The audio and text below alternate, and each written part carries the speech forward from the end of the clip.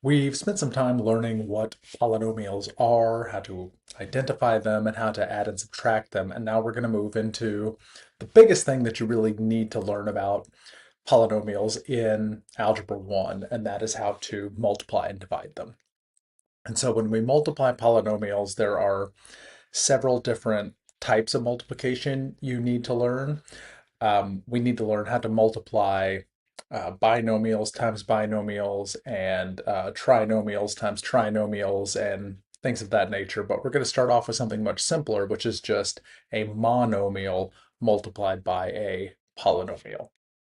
So at its core, when you multiply two polynomials together, polynomials of any size, what you're essentially doing is the distributive property. You're going to have a set of parentheses, and then outside a set of parentheses, you're going to have a term, two terms, three terms, what have you. And so polynomial multiplication, I want you to just think of as being the distributive property.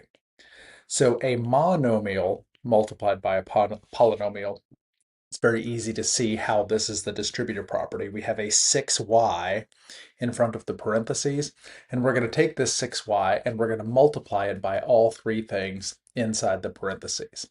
After you do this a few times, you'll be able to go straight from the problem to the answer. But for this first time that we're doing it, I'm actually going to write the intermediate step, what it looks like when we group the terms together, but before we actually multiply them. What I mean by that is the first thing we'll do is 6y multiplied by 4y squared. I'm going to write 6y times 4y squared. So rather than actually multiply them in one step, I'm just going to write down the multiplication. Okay, and then we're going to do 6y, and we're going to multiply by 9y, but there's a minus sign in front of the 9y. So it's like we're multiplying by a negative 9.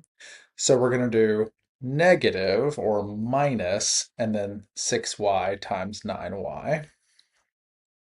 And then the last thing we'll do is 6y times 7.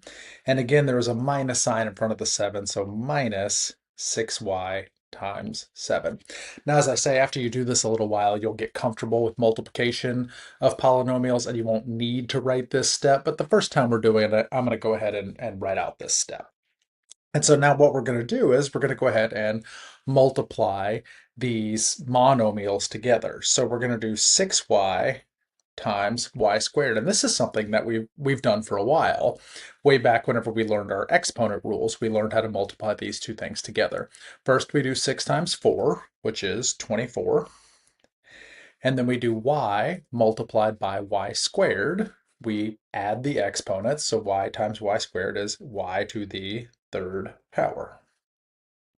Okay, then we're going to do the same thing with our next pair here. So it's a minus 6 times 9 is 54. And then y multiplied by y is y squared. And then we've got one more set of monomials to multiply, and that is 6y times 7, again with a minus sign. 6 times 7 is 42. And we've just got that y right there on the end. And then the last thing we would do is check and see if we have any terms that we can combine, anything with the same variable, and we don't have any. We don't have any terms that are like both y cubed, both y squared, or both y. So this is our final answer, 24y cubed minus 54y squared minus 42y. And that's how you multiply a monomial times a polynomial. It's just distributive property.